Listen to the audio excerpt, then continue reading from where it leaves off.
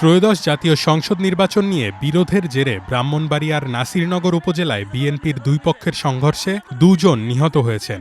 নিহতরা হলেন মওলানা হাবিবুর রহমান ও আক্তার মিয়া। ২৪ মার্চ সকাল থেকে উপজেলার গোয়ালনগর ইউনিয়নে প্রায় ৫ ঘণ্টা ধরে চলা এই সংঘর্ষে আহত হয়েছেন অন্তত অর্ধশতাধিক।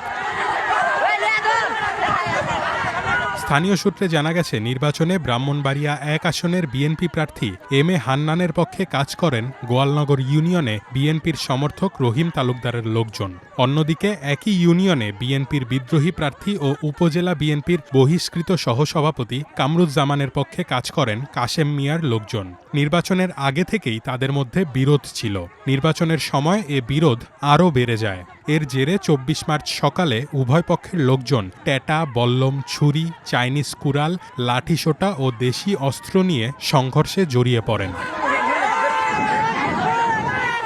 এ ঘটনায় আহতরা নাসিরনগর উপজেলা স্বাস্থ্য কমপ্লেক্স, স্থানীয় বিভিন্ন বেসরকারি ক্লিনিক ও ব্রাহ্মণবাড়িয়া জেনারেল হাসপাতালে চিকিৎসা নিয়েছেন।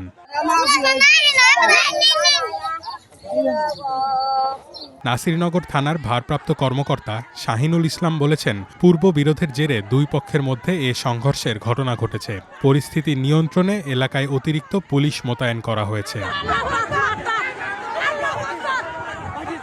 এ বিষয়ে জানতে রহিম তালুকদার ও কাশেম মিয়ার মুঠোফোনে যোগাযোগ করলেও কেউ সাড়া দেননি। বিএনপি দলীয় সংসদ সদস্য এম এ হান্নানের মুঠোফোনে কল করলেও তিনি ধরেননি। অপরদিকে বিএনপির বিদ্রোহী প্রার্থী কে এম কামরুজ্জামানের মুঠোফোন নম্বর বন্ধ পাওয়া যায়।